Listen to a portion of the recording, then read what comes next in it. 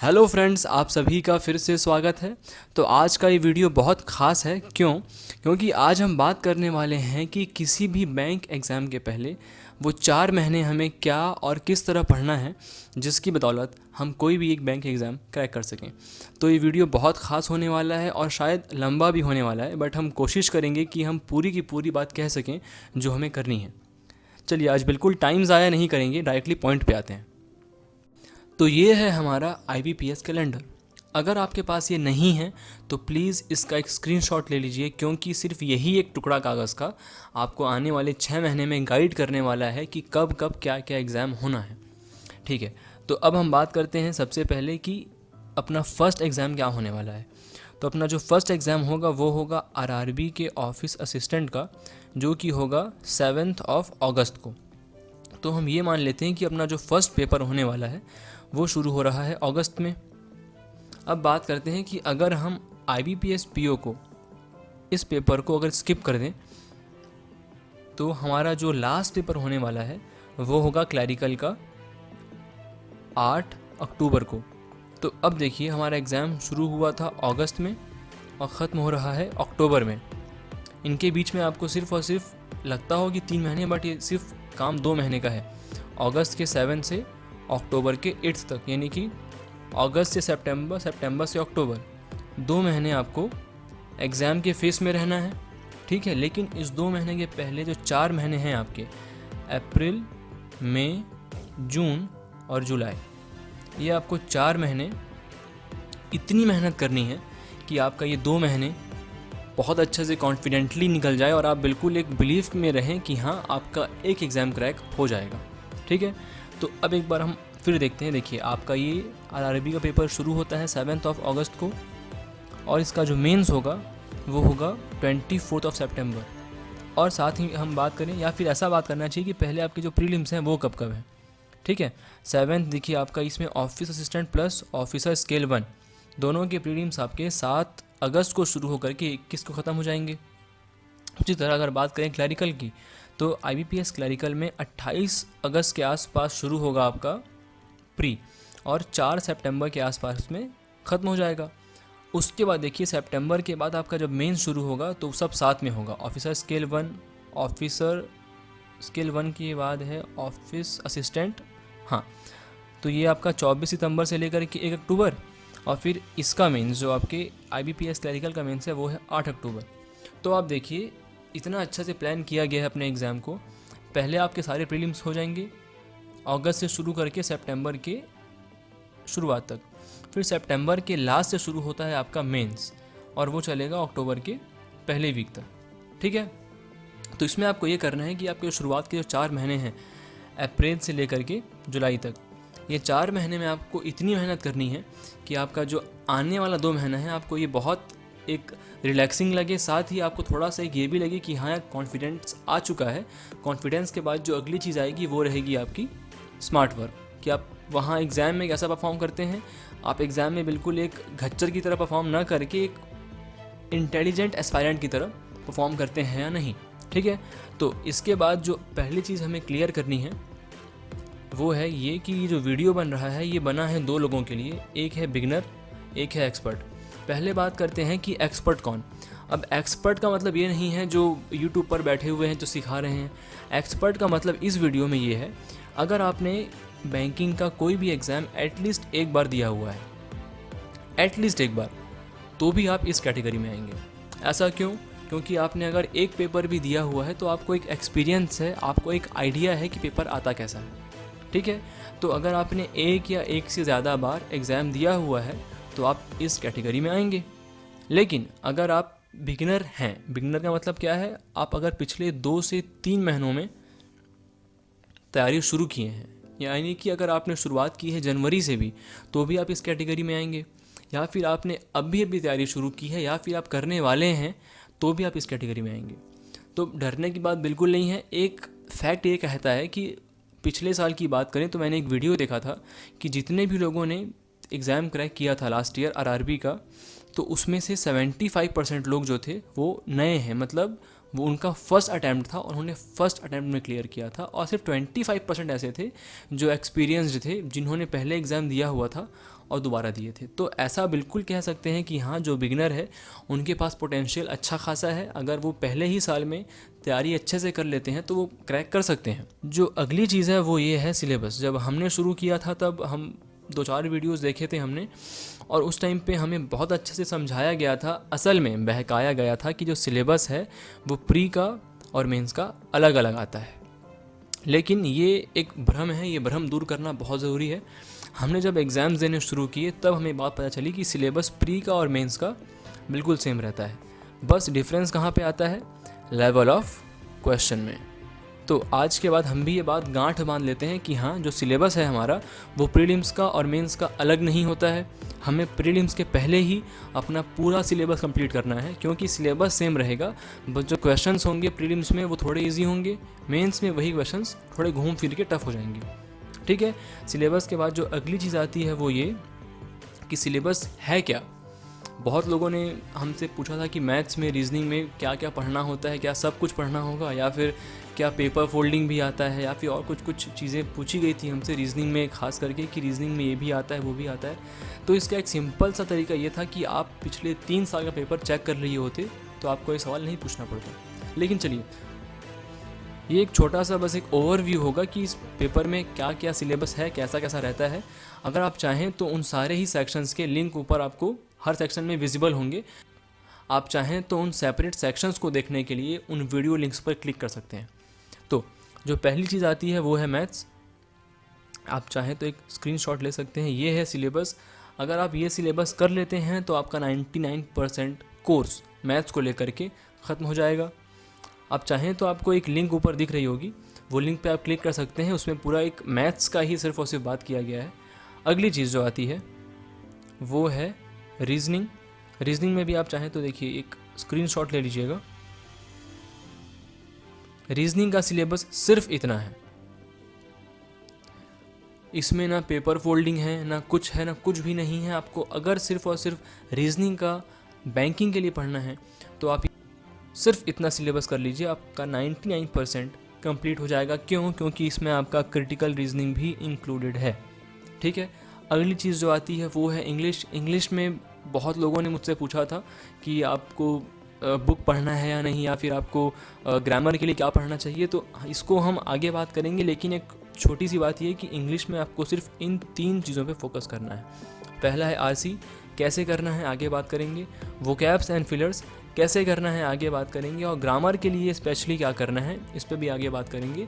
अभी सिर्फ इतना समझ लेते हैं कि हाँ, हमें इंग्लिश में सिर्फ ये 3 चीज़ करनी है।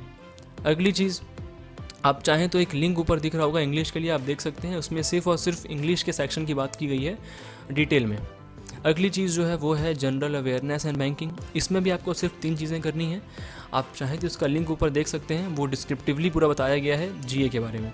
बैंकिंग अवेयरनेस और स्टैटिक के लिए एक छोटा सा स्मार्ट वर्क भी है, जिसे आप हार्ड वर्क के बाद ही अचीव कर पाएंगे। इस पर हम आगे बात करेंगे। और करंट अफेयर्स के लिए हमने क्या फॉलो किया था, हम इस पर बात करने वाले हैं। आगे चीज़ आती है वो है कंप्यूटर की। इसको लेकर के हमने देखा था कि जो सबसे ज़्यादा डाउट और सबसे ज़्यादा प्रॉब्लम्स आती हैं लोगों को, वो आती हैं कंप्यूटर में। क्यों? क्योंकि इसका एक प्रॉपर सिलेबस शायद हमारे पास नहीं है, या फिर हमने कभी उतना ध्यान नहीं दिया, या फिर कंप्यूटर सिर्फ आरआरबी में आता है, इसलिए बहुत लोगों ने इसे स्किप किया हुआ है। तो इसका एक सिंपल सा फंडा ये है कि आप अगर सीबीएसई या फिर किसी भी बोर्ड से हैं जहाँ पर 10th तक कंप्यूटर पढ़ाया गया है, तो मान लेते हैं कि ये अपना वो रेंज है 10th तक जो हमें पढ़ाया था कंप्यूटर में, तो हमारे एग्ज़ाम्स में इसी के आसपास के सवाल पूछे जाते हैं। अब मान लेते हैं कि आपने कंप्यूटर पढ़ा ही नहीं है कभी, अब कैसे, क्या आप एग्ज़ाम क्रैक कर सकते हैं? हाँ बिल्कुल। 2 आपके पीडीएफ्स आते हैं जिसे हम कैप्सूल कहते हैं। अगर आप उन 2 पीडीएफ्स को पढ़ लेते हैं तो आप ये कह सकते हैं कि आपको एक अच्छा खासा नॉलेज हो चुका है बैंकिंग एग्ज़ाम में आने वाले सीएस यानी कि कंप्यूटर के क्वेश्चंस का। इसके बारे में हम आगे बात करेंगे कि वो क्या पीडीएफ है, क्या क्या है। लेकिन आपको हम ये क्लियर कर दें कि कंप्यूटर कोई बहुत बड़ी चीज़ नहीं है। हमने भी सिर्फ कुछ ही दिनों में कंप्यूटर का करके अच्छा मार्क्स स्कोर किया है। लेकिन इस बार आरआरबी पीओ में अगर हम बात करें, आरआरबी पीओ में ये सेक्शन काफ़ी टफ था। यानी कि जिन लोगों ने कंप्यूटर का कोर्स किया होगा, बीसीए वगैरह या फिर पीजीडीसीए वगैरह, उनके लिए ये चीज़ ईजी थी। इस बार ये जो ये रेंज था, इस रेंज के बाहर से सवाल आए थे और ये आरआरबी पीओ में ही था सिर्फ। अगर हम बात करें आरआरबी ओए की, यानी कि ऑफिस असिस्टेंट की, तो उस एग्ज़ाम में पेपर इजी था और सेक्शन बिल्कुल अटैम्प्ट करने के लायक था।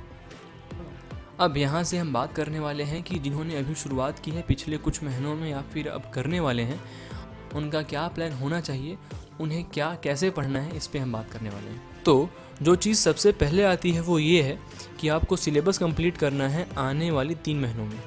यानी कि अगर आप 3 महीने से कम में कर लेते हैं, जैसे कि अगर बात करें अप्रैल से शुरू करके अप्रैल, मई, जून के पहले अगर आपका सिलेबस कंप्लीट होता है तो बहुत अच्छी बात है।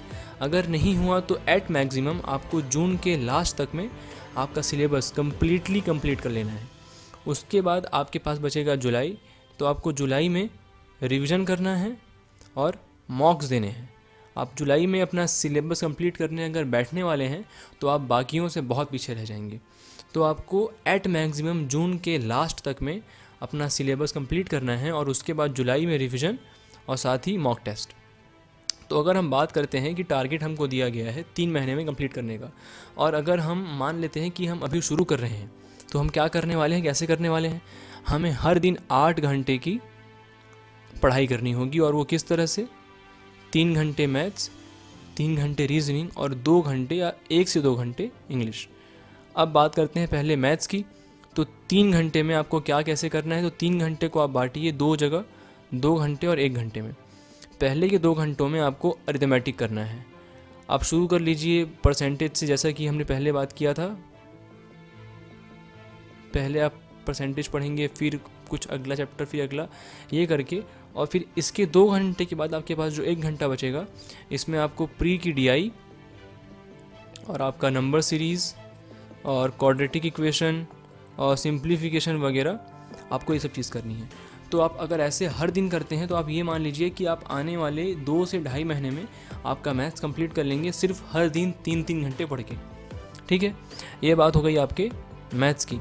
जो अगली बात होती है वो होती है रीजनिंग की। रीजनिंग में भी आपको 3 घंटे हैं, इसमें भी आप बांट लीजिए 2 प्रकार से, 2 घंटे और 1 घंटे। 1 घंटे में आपको करना है जो चीज़ें बहुत फास्ट होती हैं, जैसे कि सिलॉग्स, इनइक्वालिटी, डायरेक्शन सेंस और ब्लड रिलेशन। और जो ये आप करेंगे बाद में। जो शुरुआत के 2 घंटे हैं, इसमें आपको देना है सिटिंग अरेंजमेंट को और पज़ल को, क्योंकि आपका जो रीजनिंग का, जो अगर हम बात करें बैंकिंग के रीजनिंग में, आपका जो 50% के आसपास जो सेक्शन रहेगा वो रहेगा इन 2 पे डिपेंडेंट। तो आपको इन 2 को स्ट्रॉन्ग करना है, इसलिए आपको टाइमिंग भी इसमें अच्छी खासी देनी होगी, और बाद के 1 घंटे में आप ये चीज़ें कर सकते हैं, सिलॉग्स वगैरह। उसके बाद जो अगली चीज़ आती है वो आती है इंग्लिश। तो इंग्लिश में आप 1 से 2 घंटा, इसलिए क्योंकि मान लेते हैं अगर हम एक करने वाले हैं इंग्लिश में, हमें करना क्या है। अब बात आती है ग्रामर की। तो ग्रामर में हमें ग्रामर बुक टच नहीं करना है। निमिषा बंसल मैम की कुछ 100+ रूल्स हैं, शायद 120 या 130 हैं, ऐसे कुछ रूल्स हैं। आपको ये रूल्स को पढ़ने हैं, और इन रूल्स को सिर्फ पढ़ना नहीं है, इनको आपको लिखना भी है। जैसे कि हमने एक नोट्स तैयार किया था, तो शायद वो 20 से 22 पेज का एक नोट्स तैयार हुआ था निमिषा बंसल मैम के 100+ रूल्स का। इन रूल्स को आप कर लेते हैं अगर, तो आपका ग्रामर सेक्शन ऑलमोस्ट डन हो जाएगा। क्यों? क्योंकि ग्रामर में आपका आता ही क्या है, सिर्फ और सिर्फ स्पॉटिंग दी एरर, या फिर इस सेंटेंस में क्या गलती है वो पकड़िए, ऐसा कुछ आता है। तो उसके लिए आप अगर पूरा बुक पढ़ने बैठेंगे कि नाउन भी कर रहे हैं, प्रोनाउन, एडजेक्टिव, ये सब चीज़ें काम नहीं आएंगी। ठीक है, ये इसके साथ साथ आपको क्या करना है कि आपको रीडिंग करनी है। रीडिंग के लिए आपको चीज़ कहाँ से मिलेगी, तो आपको विशाल परिहार सर्च करना है। विशाल परिहार, उनका आता है एडिटोरियल हर दिन सवेरे। हम तो वैसे नहीं देखते थे, जैसे कि बहुत लोग ऐसे होते हैं कि लाइव चल रहा है और देखते थे, तो हमने ऐसा कभी नहीं किया था। हम ये करते थे कि उनका वीडियो डल गया सवेरे या फिर कभी किसी भी दिन का, तो उनको आपको निकालना है वीडियो को, स्पीड ये करनी है उस वीडियो की प्लेबैक स्पीड, और आपको उस वीडियो को पॉज करना है जहाँ पर आपको पूरा एक पैराग्राफ दिख रहा हो। जहाँ पे आपको एक पैराग्राफ दिख रहा है, जैसे कि यहाँ पर है और सर यहाँ पर खड़े हैं, ये पैराग्राफ है, यहाँ पर पॉज कर दीजिए वीडियो को और इस पूरे पैराग्राफ को यहाँ से यहाँ तक पढ़िए।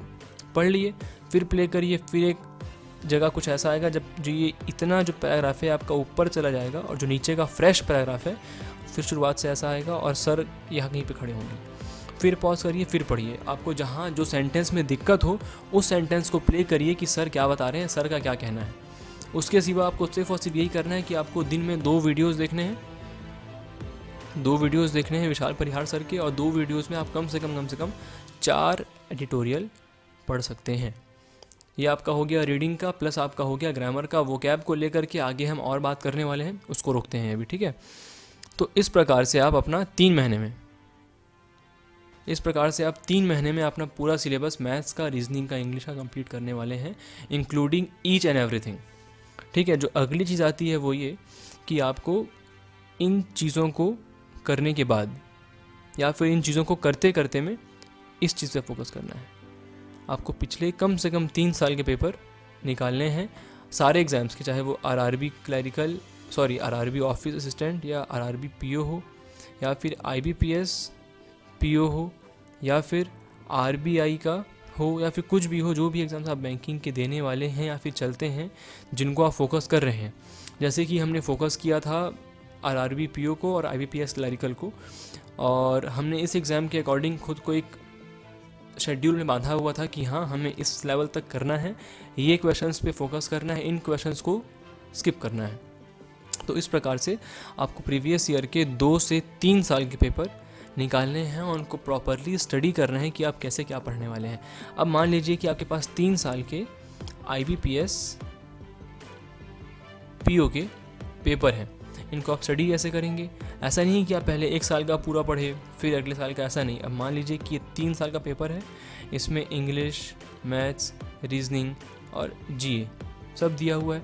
तो पहले आप तीनों साल की इंग्लिश पढ़ेंगे कि इस साल में कैसा था, इस साल में। फिर वही काम करना है मैथ्स के लिए, वही रीजनिंग, वही जीए। इससे क्या होगा कि आप पिछले 3 सालों का पूरा एक क्रक्स पा जाएंगे कि हाँ पिछले 3 सालों में ये ऐसा आया था।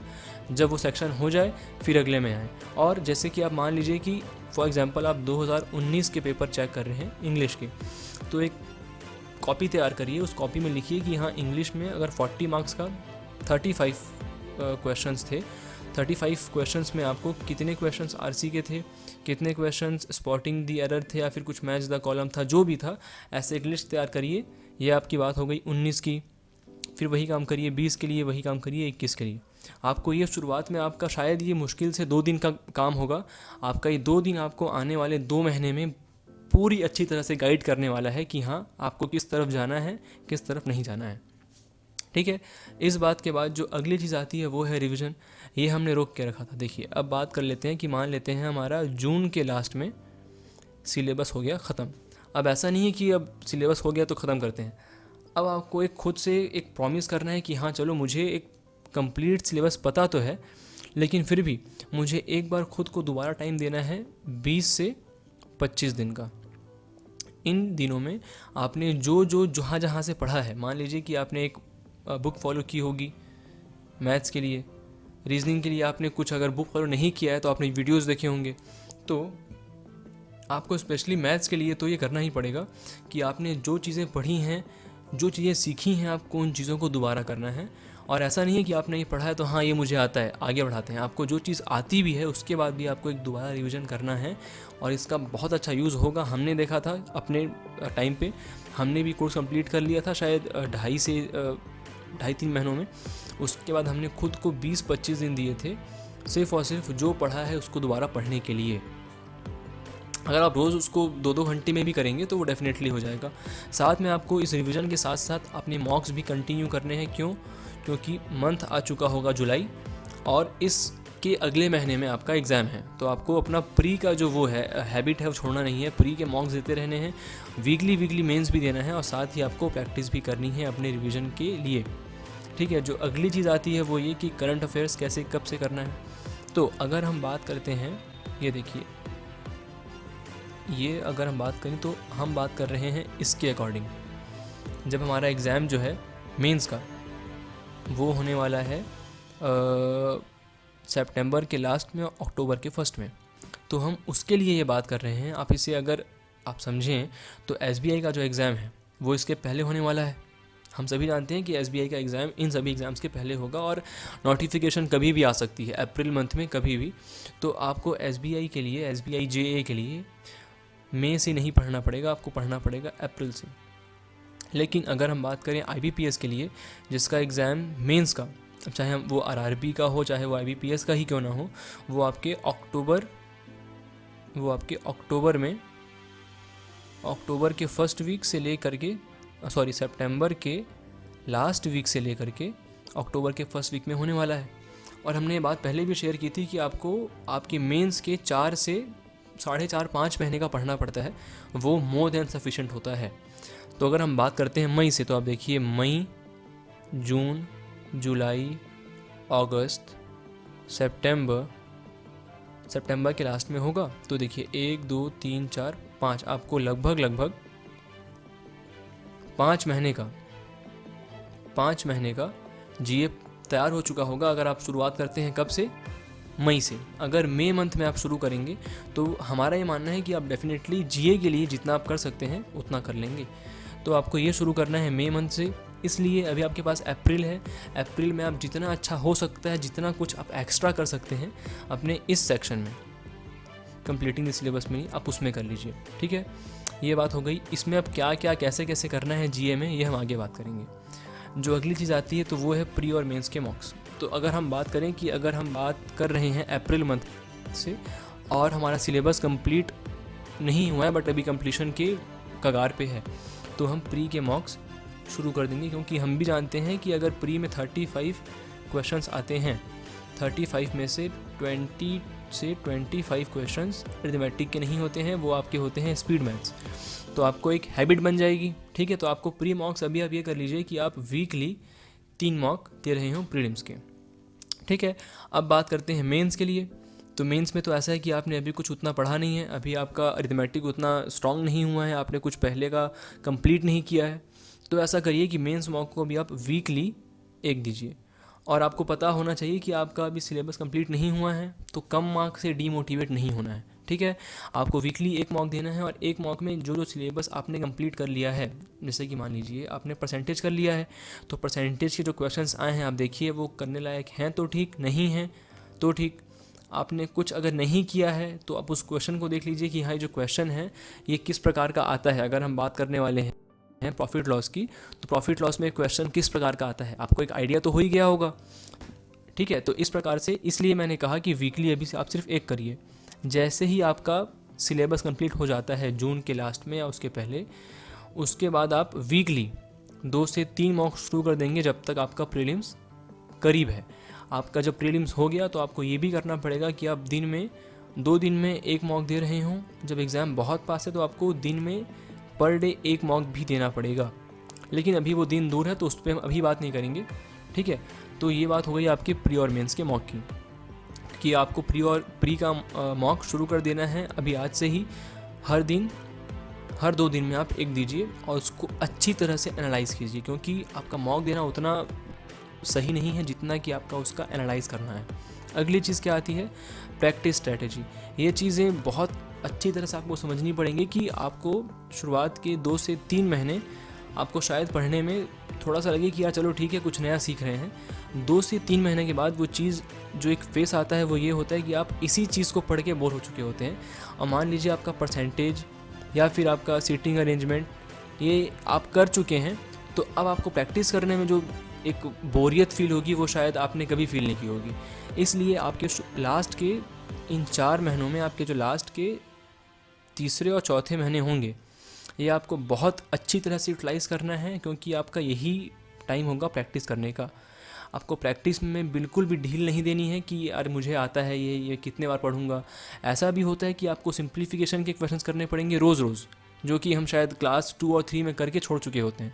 तो सिंप्लीफिकेशन हो गया, या फिर आपका DI हो गया, प्री के DI हो गए और क्वाड्रेटिक क्वेश्चन हो गया, नंबर सीरीज़, ये आपको हर दिन करना है। ऐसा नहीं कि एक दिन कर लिए फिर एक दिन नहीं किया, आपको ये हर दिन करना है।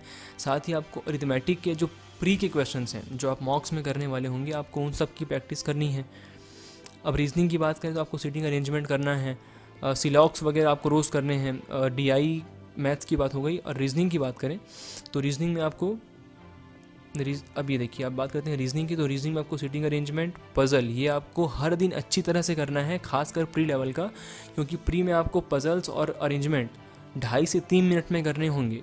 क्योंकि अगर हम बात करें आरआरबी की तो उसमें इजी भी आता है, लेकिन भाई पजल तो पजल है, आपको पढ़ना पूरा पड़ेगा, इसलिए आपको इसकी प्रैक्टिस करनी है। साथ ही आपको सिलॉग्स, इनइक्वालिटी है ना, ब्लड रिलेशन हो गया, डायरेक्शन सेंस हो गया, अल्फ़ा न्यूमेरिक हो गया, ये हमारे लिए बहुत एक टफ़ लगता था शुरुआत में, क्योंकि उसमें मान लीजिए एक लंबा दिया हुआ है, ऐसे ऐसे करके बहुत सारी चीज़ें दी हुई होती हैं।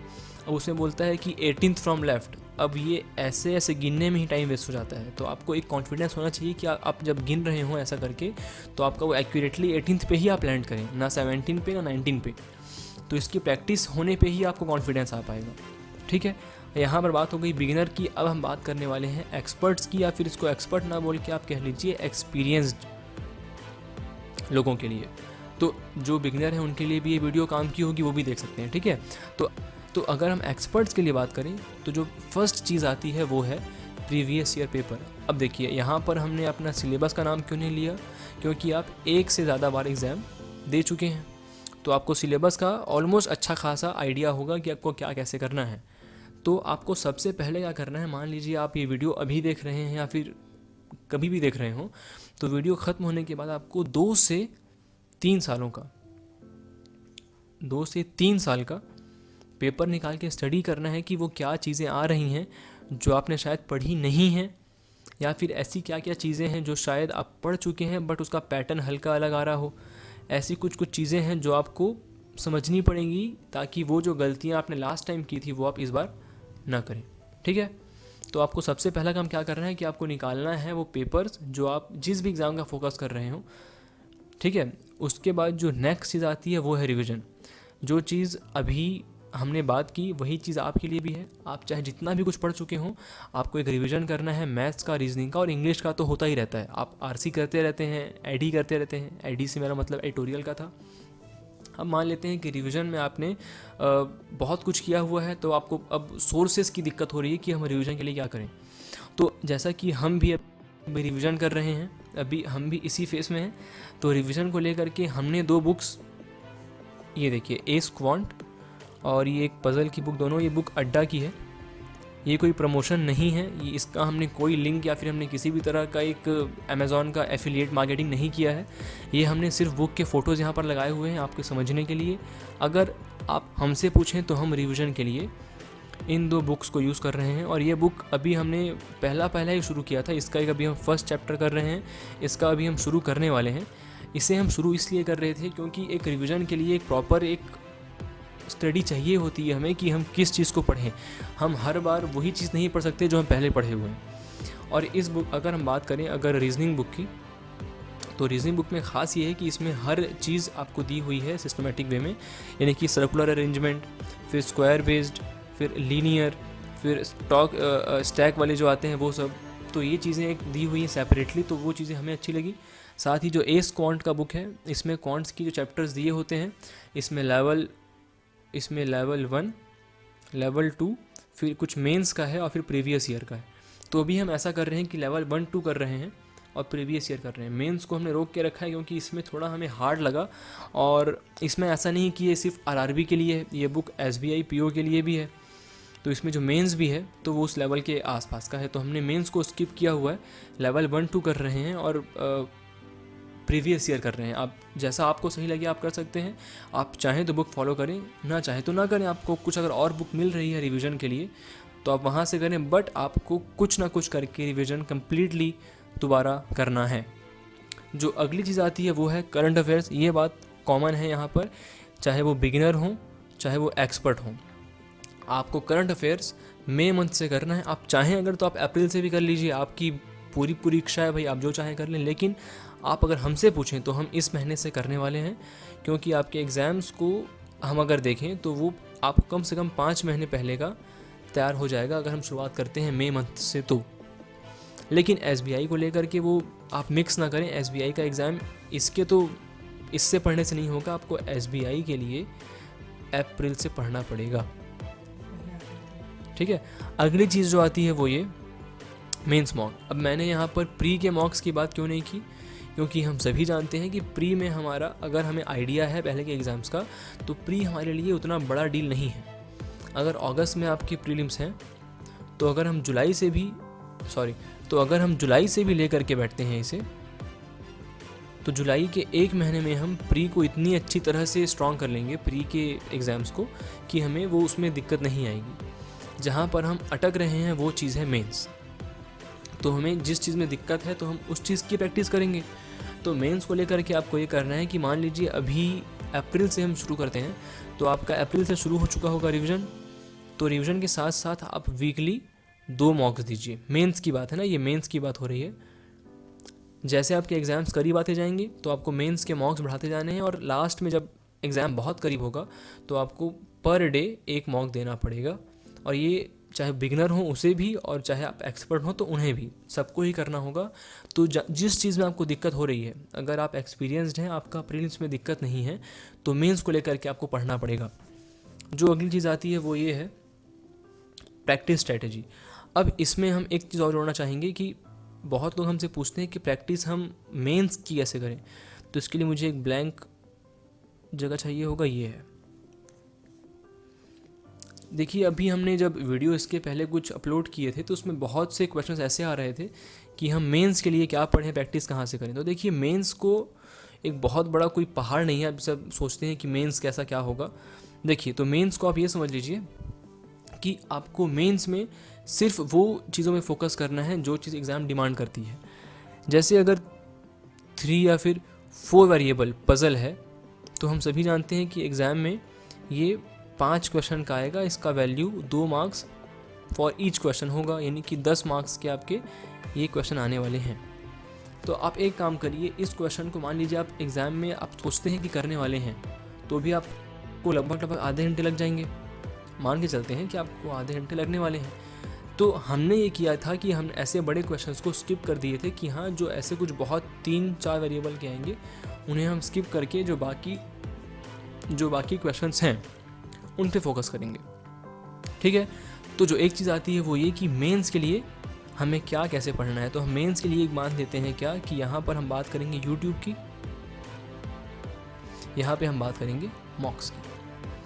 मेंस के लिए हमारा ये मानना है कि सिर्फ ये दो सोर्सेस सफिशिएंट हैं। मॉक्स की बात करें तो आप जब वीकली मॉक देंगे या फिर आप जब हर 2 दिन में मॉक देना शुरू करेंगे मेंस का, तो आपको इतना अच्छा खासा क्वेश्चंस का भंडार मिल जाएगा जिसे आप सॉल्व करके कॉन्फिडेंस गेन कर सकते हैं। साथ ही प्रैक्टिस भी हो जाएगी आपकी, क्योंकि आपको एक मॉक में रीजनिंग के और मैथ्स के हर तरह के क्वेश्चंस मिल जाएंगे। चाहे आपका वो सीटिंग अरेंजमेंट हो, चाहे पज़ल हो, चाहे कोडेड इनइक्वालिटी हो, सिलॉक्स हो, कुछ भी हो।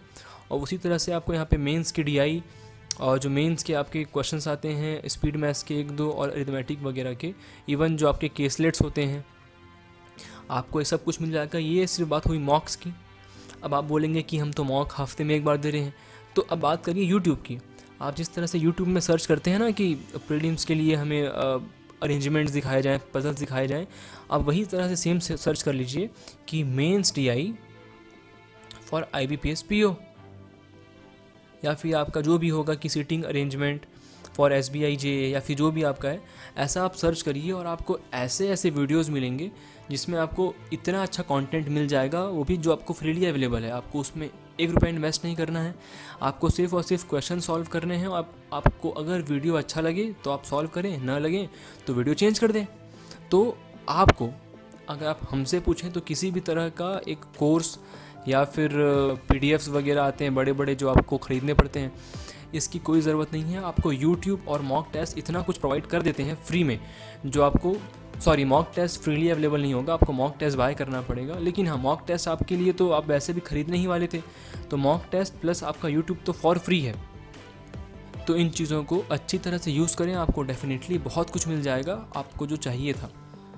जो अगली चीज़ आती है वो ये कि हमें जो प्रिपरेशन के सोर्सेज हैं वो कहाँ से मिलेंगे। तो इसके बारे में हमने शॉर्टकट में बात पहले कर ली थी, इसका हम एक दोबारा बात कर लेते हैं। थोड़ा सा मैथ्स के बारे में बात करेंगे। तो मैथ्स के लिए अभी हमने बात की थी यूट्यूब की और मॉक्स की। साथ ही अगर आप पहले से कुछ एग्ज़ाम्स दे चुके हैं तो जो पिछले यहाँ पर बुक की बात की गई थी, इस बुक की, या आप चाहें तो मैथ्स की ये वाली बुक है, आप चाहें तो इस बुक को ले सकते हैं। और इसका कुछ भी लिंक या हमने कुछ नहीं दिया है, आपको बिल्कुल भी ये डाउट ना हो कि हम प्रमोट कर रहे हैं। आपको ये बुक खुद ख़रीदनी पड़ेगी, आप सर्च करिएगा मिल जाएगा। ठीक है। तो मैथ्स के लिए सिर्फ इतना सफिशिएंट है। यूट्यूब में 2-3 वीडियोज़ हैं, हमने नाम लिया है पहले भी, career definer by Kaushik Mohanty sir, और भी कुछ 1-2 होंगे। हमने तो सिर्फ इनको ही फॉलो किया था यूट्यूब में, लेकिन और भी वीडियोज़ अवेलेबल हैं। कुछ लोगों के ऐसे वीडियोज़ भी हैं जो सिर्फ और सिर्फ आपके डाउट्स क्लियर करते हैं और सिर्फ आपके एग्ज़ाम्स के क्वेश्चंस देते हैं। तो आपको ढूंढना तो पड़ेगा डेफिनेटली। आप अगर एक बार ढूंढ लेते हैं सही टीचर्स को तो आपको इन चीज़ों में बहुत आसानी हो जाएगी। दूसरी बात आती है मॉक टेस्ट की। तो मॉक टेस्ट में भी आपको बहुत कुछ मिल जाएगा। मैथ्स को लेकर के डीआई मिल जाएगी, मेंस लेवल की केसलेट मिल जाएगा, अरिथमेटिक एंड सब कुछ, आपको जो भी कुछ चाहिए था अवेलेबल है। इवन आप जब मॉक लेंगे तो आपको सेक्शनल मॉक्स भी मिलता है। तो उन सेक्शनल मॉक्स में भी आप अपनी जो प्रैक्टिस है वो कर सकते हैं। अगर हम बात करें रीजनिंग की, तो रीजनिंग में हमने सिर्फ और सिर्फ मॉक टेस्ट और यूट्यूब फॉलो किया था। इसमें भी किस तरह से, आपको मॉक टेस्ट में सारे पजल्स नहीं करने हैं, आप चाहें तो कर सकते हैं, लेकिन जो पजल्स बहुत टफ हैं उनको शुरुआत में स्किप कर दें। अब ऐसा भी नहीं है कि आप सिर्फ छोटे छोटे पजल्स को भी आप छोड़ दें क्योंकि ये बन रहा नहीं है। आपको कम से कम 2 वेरिएबल के पजल्स तक की प्रैक्टिस होनी चाहिए, और प्रैक्टिस नहीं, आपको कॉन्फिडेंस होना चाहिए कि आप जब इन पजल्स को अटैम्प्ट करने की कोशिश करें तो वो हर बार बने। और यूट्यूब में आपको सिंपल सर्च करना है कि सीटिंग अरेंजमेंट फॉर जो भी एग्ज़ाम्स हैं, आपका IBPS PO मेंस है या फिर RRB PO मेंस है, जो भी है आपका, वो आप उसके मेंस को लेकर के सर्च करें और आपको हज़ारों क्वेश्चंस ऐसे मिल जाएंगे जो आपको करने चाहिए मेंस के लिए। तो रीजनिंग में सिर्फ ये सफिशिएंट है। इसके बाद जो चीज़ आती है वो ये कि बहुत लोग पूछते हैं क्रिटिकल रीजनिंग हम कहाँ से करें। क्रिटिकल रीजनिंग को लेकर के हमने भी कोई एक ग्रुप फॉलो नहीं किया था या फिर कोई हमने कोर्स नहीं लिया था। हमने क्रिटिकल रीजनिंग के लिए सिर्फ सर्च किया था कि मान लेते हैं कि हम क्रिटिकल रीजनिंग में करने वाले हैं कॉज एंड इफ़ेक्ट। आप इस चीज़ को सर्च कर लीजिए यूट्यूब में, आपको ऐसे ऐसे वीडियोस मिल जाएंगे। और आपको जो वीडियो अच्छा लगे आप देखिए, आपको जिस वीडियो में लैंग्वेज अच्छी लगे आप उसे फॉलो करिए, जिसमें ना लगे उसको स्किप कर दीजिए। ये कंप्लीट हुआ। फिर जो अगली चीज़ आती है वो होती है कंक्लूजन, स्टेटमेंट एंड कंक्लूजन। फिर वही चीज़ सेम चीज़ सर्च करिए यूट्यूब में। और फिर कुछ अगला जो कुछ मुझे कुछ याद नहीं आ रहा है अभी, एजम्पशन वगैरह कुछ था, इस पर भी आप सर्च करिए। तो आप हर टॉपिक को 1 बाय 1 यूट्यूब पे सर्च करिए और आपको बहुत कुछ मिल जाएगा सीखने के लिए। इंग्लिश, इसको थोड़ा हम समय लेकर के बताएंगे। इंग्लिश में आप देखिए, आपको सिर्फ फोकस करना है रीडिंग पे, और आपके जो वोकैब्स वगैरह को आप अगर छोड़ते हैं तो आपको कम से कम जो फिलर्स हैं उनमें जो सिंपल जो आते हैं आपके क्वेश्चंस, उन पे फोकस करने पड़ेंगे कि यार जो वर्ड्स आ रहा है वो फैमिलियर है या नहीं है। जो थर्ड चीज़ आती है वो है ग्रामर। तो इसको हम बारी बारी बात करते हैं। तो जिस पे हम फर्स्ट टाइम बात करने वाले हैं वो है रीडिंग। रीडिंग को लेकर के हमने कोई भी एक न्यूज़पेपर वाला काम नहीं किया था, हमने सिर्फ और सिर्फ यूट्यूब में विशाल परिहार सर को फॉलो किया था। आप फॉलो कर सकते हैं इन्हें, ठीक है। तो उसमें आपका रीडिंग का ऐसा होगा कि हम हर दिन 2 वीडियो कर रहे थे और 2 वीडियो से हमारा कम से कम 4 एडिटोरियल कंप्लीट हो रहा था, ठीक है। ये हुआ रीडिंग का। अब बात करते हैं ग्रामर का। तो ग्रामर के लिए हमने कोई बुक फॉलो नहीं किया था, हमने फॉलो किया था निमिषा बंसल मैम को। इनके 100+ कुछ रूल्स हैं ग्रामर्स के, हमने उसे पढ़ के लिख के याद कर लिया था और वो हमें लगभग आज भी याद होंगे। तो ग्रामर के जो अपने सवाल आते हैं, स्पॉटिंग दी एरर आपने देखा होगा, तो इन क्वेश्चंस को सॉल्व करने के लिए ये आपका 100+ रूल्स सफिशिएंट है। जो थर्ड चीज़ आती है वो होती है आपकी वोकैब्स, या आप कह लीजिए फिलर्स। तो वोकैब्स में आप देखेंगे, आप जब विशाल परिहार सर की वीडियोस पे क्लिक करेंगे तो इनके वीडियो को शुरू होने से पहले ये पहले 2 से 3 पेज आपको वर्ड मीनिंग्स कराते हैं। हमने कभी भी ये फॉलो नहीं किया था क्योंकि हमें पता था कि जब एग्ज़ाम में आपके वोकैब्स वर्ड्स के नाम पे कुछ क्वेश्चन अगर आता है तो अगर वो इजी हुआ तो हम डेफिनेटली कर लेंगे, अगर वो टफ़ हुआ तो ऐसी प्रोबेबिलिटी बहुत कम है कि हम जो पढ़ कर गए हैं वोकैब्स उसमें से ही आए। तो हमने वोकैब्स को बिल्कुल स्किप कर दिया था कि हम वोकैब्स का पढ़ेंगे ही नहीं, और हमने वोकैब्स कभी नहीं पढ़ा था, हमने सिर्फ फिलर्स पढ़े थे। फिलर्स को कैसे पढ़ेंगे, यूट्यूब में आपको कुछ मिल जाएंगे वीडियोस, आपको मॉक टेस्ट में मिल जाएंगे। तो आपको सिर्फ और सिर्फ फिलर्स में ये चेक करना है कि बहुत बार ऐसा होता है कि आप ग्रामेटिकली पकड़ लेंगे, जैसे कि टेंस है तो टेंस के ज़रिए आप पकड़ सकते हैं। इसका पूरा का पूरा आपको पढ़ना पड़ेगा किस तरह से, रीडिंग के तरीके से। आपका रीडिंग स्ट्रांग है अगर, तो आप फिलर्स वगैरह, या फिर आपको जनरली ऐसा होता है कि जो आरसी में वोकैब्स पूछे जाते हैं वो फैमिलियर आप होंगे उनसे, बहुत टफ नहीं पूछेंगे वो लोग, ठीक है, तो वो कैप्स को लेके डर बंद करिए। अगर वो कैप्स आपका टफ आ भी गया तो आपके 1 से 2 मार्क्स के लिए आपको हर दिन आधे घंटे की पढ़ाई करने की ज़रूरत नहीं है। आप 1 से 2 नंबर इंग्लिश में तो स्किप कर सकते हैं, जिससे आपका हर दिन का आधा घंटा बचेगा। ठीक है, तो इंग्लिश का ये पूरा क्लियर हो गया होगा। जो अगली बात आती है वो है जीए के लिए। इस पे देखिए, आप जाएंगे, जब भी आपको पता होगा एग्ज़ाम्स के कुछ टाइम पहले अड्डा एक कैप्सूल रिलीज़ करता है, तो हमने उस कैप्सूल को डाउनलोड किया था और उसके बैंकिंग के और स्टैटिक के पोर्शन को अलग कर लिया था।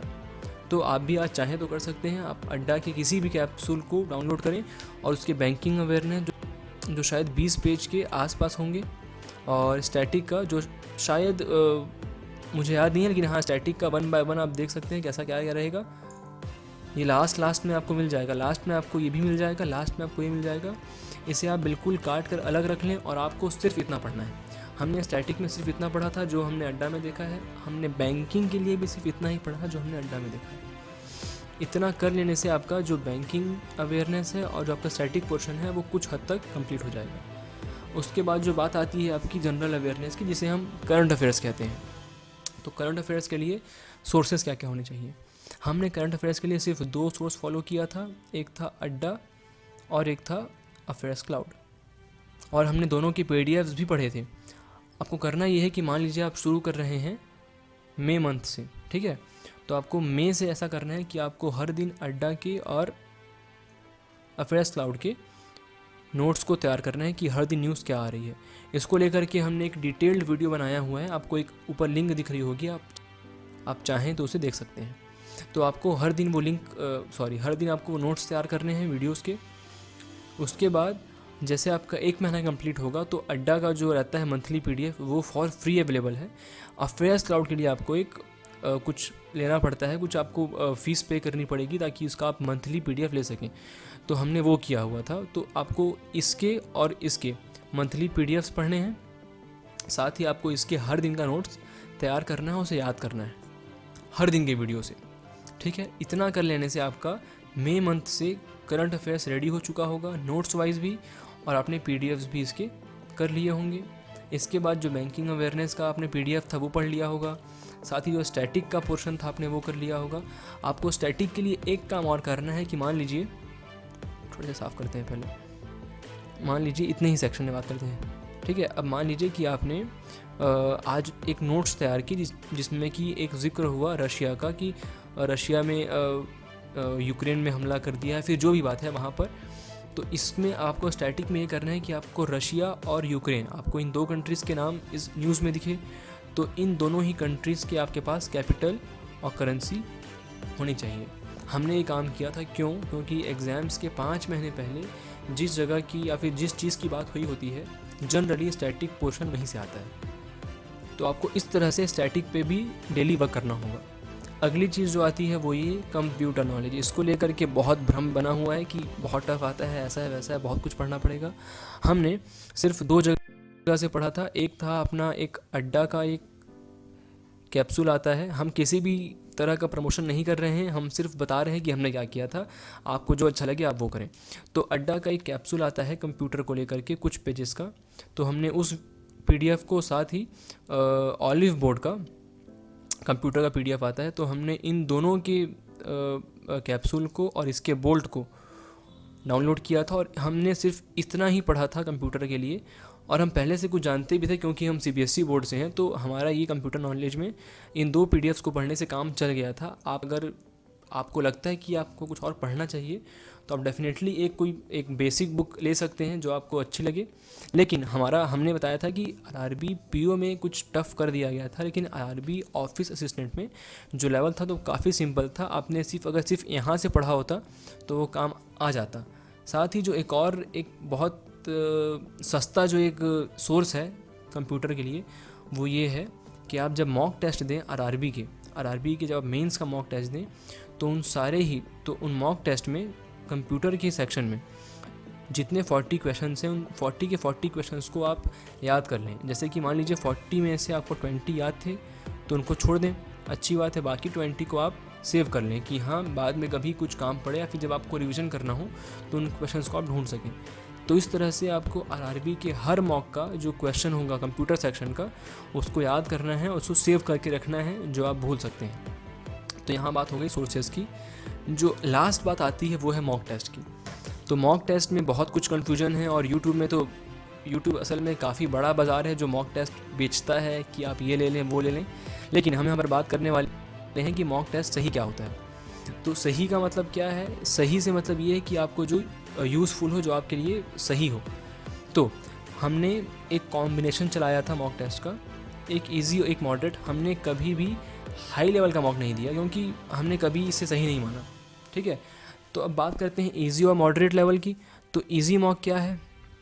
वो मॉक जिसमें कि क्वेश्चंस बिल्कुल बेसिक लेवल के हैं और जो आपको बिल्कुल अच्छा स्कोर करने पे मजबूर करते हैं। क्योंकि अब मान लीजिए कि आपको 100 मार्क्स का पेपर है, तो आपको अगर 80 आप स्कोर कर सकते हैं तो उससे आप कहेंगे कि हाँ ये इजी मॉक है। अगर बात करें मॉडरेट की, तो मॉडरेट टेस्ट वो जिसमें कि क्वेश्चंस इजी टू मॉडरेट होंगे, बिल्कुल मॉडरेट नहीं होगा। और इसमें कुछ क्वेश्चंस ऐसे होंगे जो शायद आपके लिए नए हों, कुछ पैटर्न्स ऐसे होंगे जो आपने शायद कभी ना देखे हों। ये मॉडरेट वाले पेपर और आपके इजी दोनों ही आपके लिए बिल्कुल इंपॉर्टेंट हैं। ऐसा क्यों? मान लीजिए कि एग्ज़ाम में आपका पेपर इजी आ गया, तो आपको एक ऐसी हैबिट होनी चाहिए कि मान लीजिए इजी पेपर में आपको अटैम्प्ट करना है 85 और आप आज तक हाई लेवल देते आए हैं और हाई लेवल में आपने कभी भी 60 के ऊपर अटैम्प्ट नहीं किया है, तो आप यकीन मानिए कि आपका जब मॉक टेस्ट इजी भी होगा तो आप 60 से 70 तक आ पाएंगे, आप 85 तक 90 तक नहीं आ पाएंगे। इसलिए इजी मॉक उतना ही ज़रूरी है जितना कि मॉडरेट मॉक, ठीक है। तो इजी मॉक, उसके बाद अब बात करते हैं कि मॉडरेट मॉक क्यों ज़रूरी है। क्योंकि आपको कुछ अगर नया सीखना है तो आप इजी में शायद ना सीख पाएँ जो आप सीख सकते हैं मॉडरेट में। अगर मॉडरेट में 35 क्वेश्चंस हैं मैथ्स में, तो आपको शायद 26 क्वेश्चंस 27 क्वेश्चंस डुएबल लगें, बाकी जो 7 से 8 क्वेश्चंस हैं वो आपके सीखने के लिए हैं। इसीलिए कभी भी मॉडरेट मॉक टेस्ट में खुद के स्कोर को या अपने परसेंटाइल को देख करके घबराएं नहीं, क्योंकि ये मॉक आपके सीखने के लिए है। जो चीज़ आपके अटैम्प्ट को लेकर के है या फिर मार्क्स को लेकर के है, वो ये इजी वाली है। तो असल में वो कॉम्बिनेशन क्या क्या है अब हम बात करते हैं। हमारे लिए जो इजी मॉक था वो था टेक्स्ट बुक, और जो मॉडरेट मॉक था वो था प्रैक्टिस मॉक। हमने पूरे अपने बैंकिंग के प्रिपरेशन में जो पिछले 1.5 साल का रहा है, हमने सिर्फ इन 2 मॉक्स को फॉलो किया और इन 2 मॉक से हमने ये सीखा है कि हाँ, आपको एक इजी और एक मॉडरेट का कॉम्बिनेशन रखने से फ़ायदा मिलता है, ठीक। अगली बात क्या आती है? वो आती है फॉर्मूला फॉर मॉक टेस्ट। आपको 3-4 महीने पहले कैसे पढ़ना है, उसके बाद कैसे पढ़ना है, ठीक है। तो आपको 3-4 महीने की अगर बात करें तो आपको ये रखना है कि वीकली आपको 3 देने हैं प्रीलिम्स के, ये हमने पहले बात किया। और आपको वीकली 1 देना है मेंस का, जब आपके एग्ज़ाम्स दूर हों, जब आपका एग्ज़ाम बिल्कुल पास आ चुका हो। जैसे कि अब 3 से 4 महीने में आपको शुरुआत के 1-2 महीने में ये फॉलो करना है। फिर उसके बाद के जो लास्ट के 3-4 महीने हैं या फिर जो चौथा महीना है, उसमें आपको जो पूरा पैटर्न है वो चेंज करना है। चौथे महीने के लिए, चौथे महीने में आपको हर दिन यानी कि हर दूसरे दिन में 1 मॉक देना है। मेंस की बात हो रही है। और प्रीलिम्स तो आपको हर दिन देना है, यानी कि डेली आपको प्रीलिम्स के मॉक्स देने हैं। जब आपका प्रीलिम्स ख़त्म हो जाएगा तब फिर आपको क्या करना है? आपका जब प्रीलिम्स ख़त्म हो गया तो फिर आपको ये ट्राई करना है कि आप हर दिन डेली 1 मेंस का मॉक दे रहे हों, साथ ही आप एनालाइज़ कर रहे हों। या फिर अगर आपको बहुत टफ़ लग रहा है, जैसे कि आप बहुत टफ़ एग्ज़ाम दे रहे हों, जैसे कि IBPS PO का एग्ज़ाम हो गया, तो ऐसे एग्ज़ाम्स को आप 1 दिन में पूरा सॉल्व करके एनालाइज़ कर सकें, ऐसा होता नहीं है। तो इसमें आप 2 दिन कर लें या फिर 1.5 डेज़ कर लें, जैसा आपको अच्छा लगे। बस ये है कि आपके प्रीलिम्स के बाद आपको पूरा का पूरा माइंड सेट रखना है मेंस के लिए। तो ये बात हो गई आपके मॉक टेस्ट की। अब जो बात आती है वो ये कि इन सब चीज़ों के अलावा कुछ टिप्स ऐसी हैं जो आपको हम देना चाहेंगे, आप फॉलो करना चाहें तो आपको बिल्कुल इससे बेनिफिट मिलेगा। जो पहली चीज़ है वो ये कि आप एक वीकली टारगेट बनाया करें। यानी कि आप मान लीजिए आज तो शनिवार है, अगर हम बात करते हैं मंडे से, तो आप संडे को एक मैप तैयार करिए कि हाँ, मुझे इस संडे से लेकर के सैटरडे तक ये चीज़ें करनी हैं। तो अब मान लीजिए कि अब आपने वो चीज़ें लिख ली हैं कि चलिए मुझे अरिथमेटिक में ये करना है और रीजनिंग में ये करना है, इंग्लिश में ये। अब जैसे जैसे आप करते जाएंगे उन्हें आप टिक करते जाइए। तो इससे आपको ये होगा, आप वीकली टारगेट जब कंप्लीट करते जाएंगे तो आपको खुद में एक कॉन्फिडेंस भी आएगा, साथ ही आपको एक बिलीव भी ये पैदा होगा कि हाँ चलो हम ऑन टाइम चल रहे हैं, तो सिलेबस टाइम पे कंप्लीट होगा। साथ ही इसको मेंटेन करने से आपकी जो स्पीड है बरकरार रहेगी, आपको बार बार स्पीड स्लो नहीं होगा। ठीक है, पहली बात ये हो गई। दूसरी बात क्या है, learn from basics before skipping. मान लीजिए कि आप हम बात करते हैं मैथ्स की, तो बहुत से लोग ऐसे होते हैं जिन्होंने प्रोबेबिलिटी या फिर अपना एक और चैप्टर होता है परम्यूटेशन कॉम्बिनेशन, इनको स्किप कर दिया है। तो अब मान लेते हैं कि आपने इसे स्किप कर दिया, तो आप स्किप बिल्कुल इस तरह से ना करें। पहली बात तो उसे स्किप ना करें क्योंकि ये चैप्टर्स इजी हैं, लेकिन आपको फिर भी अगर स्किप करना है, या तो ये चैप्टर हो गया या फिर मेंस्ट्रुएशन हो गया, तो इन चैप्टर्स को स्किप करने के पहले एटलीस्ट इनका बेसिक पढ़ लें। इससे फ़ायदा ये होगा कि मान लीजिए आपने मेंस्ट्रुएशन के 2-4 फॉर्मूलेज याद कर लिए हैं, सरफेस एरिया के, वॉल्यूम के, उसी प्रकार से आपने प्रोबेबिलिटी में कुछ फॉर्मूलेज याद कर लिए हैं, पीसी में कुछ आपने याद कर लिया होगा। तो अब मान लीजिए कि आप बैठे हैं प्रीलिम्स में और आपके जो स्ट्रॉन्ग चैप्टर्स थे, जैसे कि बोट एंड स्ट्रीम हो गया या फिर आपके टाइम डिस्टेंस हो गया, आप अगर इन चैप्टर्स से आपके जो क्वेश्चन टफ आए हैं, तो आप इन चैप्टर्स के अगर बेसिक्स किए हुए हैं और अगर इसमें से आपका एक क्वेश्चन भी सिंपल आ गया और आपको बेसिक पता है, तो आपको वो सॉल्व करने में इजी होगा। इसलिए आप कम से कम उसका एक बेसिक कर लें, एटलीस्ट उसका एक फर्स्ट पेज पढ़ लें, ताकि आपको इससे कुछ सहूलियत रहे एग्ज़ाम में। जो अगली चीज़ है वो आती है क्रिटिकल रीजनिंग। अब मेरा ये मानना है कि जितने भी लोग ये देख रहे हैं वीडियो को, उसमें से 75 to 80% लोग इसे नहीं करते हैं। तो इसे हम ये कहेंगे कि क्रिटिकल रीजनिंग शायद ऐसा हो कि आपको बहुत टफ लगता हो कि आप टिक कुछ करते हैं और उसमें आंसर कुछ और आता है। तो ऐसा शायद सबके साथ होता होगा, स्टार्टिंग में हमने भी ये फेस किया था, अभी भी कभी कभी हम ये फेस करते हैं, लेकिन इसे छोड़ना गलत है। मान लेते हैं कि इसमें 7 टॉपिक्स हैं, कंक्लूजन के, एजम्पशन के, कॉज एंड इफेक्ट के, है ना, और कुछ आता है अपना कोर्स ऑफ एक्शन वगैरह। तो इन सब को अगर आप नहीं कर पा रहे हैं, तो आप ऐसा कर लें कि 7 में से कम आप 4 कर लें। कोशिश करें कि आप 7 कर लें, जिस तरह से हमने इसमें बात किया था कि कम से कम उसके आप बेसिक्स जो हैं वो पढ़ लें। अब मान लीजिए कि आप एग्ज़ाम में बैठे हैं और आप एग्ज़ाम में इस बार देखा गया था कि IBPS क्लर्क में 10 से ज़्यादा सवाल क्रिटिकल रीजनिंग के आए थे, और क्रिटिकल रीजनिंग के 10 सवालों में से 4 से 5 सवाल बिल्कुल इजी थे। मतलब आपको सिर्फ पढ़ना था और आपको सिंपल एक ऑप्शन दिख रहा होगा कि हाँ यही ऑप्शन टिक करना है, लेकिन आपने वो अटैम्प्ट ही नहीं किया। क्यों? क्योंकि आपने पढ़ा ही नहीं था। तो आपने अगर ये पढ़ा होता तो आपको डेफिनेटली 4 से 5 मार्क्स में से 3 से 4 मार्क्स मिल गए रहते। तो क्रिटिकल रीजनिंग आपको करना है। अगर आप नहीं कर पा रहे हैं तो कम से कम उसके बेसिक्स को पढ़ लें। जो अगली चीज़ आती है वो ये कि आपको focus on reading and avoid vocabs. ये बात हमने पहले भी की थी कि वोकैब्स के आपके 1 से 2 मार्क्स आने वाले हैं। इसमें से भी जनरली ऐसा होता है कि जो आपके क्वेश्चंस होते हैं वो आपके फैमिलियर होते हैं, आप जो वर्ड होते हैं आपके बहुत ईजी होते हैं। ऐसा अगर नहीं भी है तो आप 1 से 2 मार्क्स स्किप कर सकते हैं, अवॉइड कर सकते हैं आपके रोज़ के आधे घंटे को बचाकर। आपको अगर वोकैब्स पढ़ने से मना कर दिया जाए तो आपके हर दिन की कम से कम 30 मिनट्स बच रहे होंगे। इन 30 मिनट्स को भी आप इसमें यूटिलाइज़ करें रीडिंग में। आपका इंग्लिश सेक्शन में सिर्फ और सिर्फ एक फोकस होना चाहिए, वो है रीडिंग। ये चीज़ें हम शेयर कर रहे हैं, आपको फॉलो करना हो तो करें। आपको अगर ये चीज़ सही ना लगती हो तो आपको जो सही लगता हो आप वो करें। अगली बात जो आती है वो ये थोड़ा सा आपको लगता हो कि हार्ड वर्क वाली चीज़ है, मगर ये 1 टाइम इन्वेस्टमेंट है। आपने अगर इसे एक बार कर लिया तो आपको फिर पूरे आपके इस 4 महीने में नहीं करना पड़ेगा।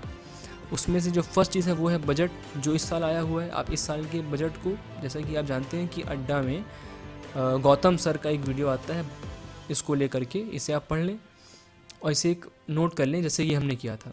इम्पॉर्टेंट डेट्स आपको मान लेते हैं कि आपका एग्ज़ाम है सितंबर के लास्ट में, तो मई से लेकर के सितंबर तक के जितने मंथ हैं उन सारे मंथ में जो इम्पॉर्टेंट डेज़ हैं उन्हें आपको लिखना है।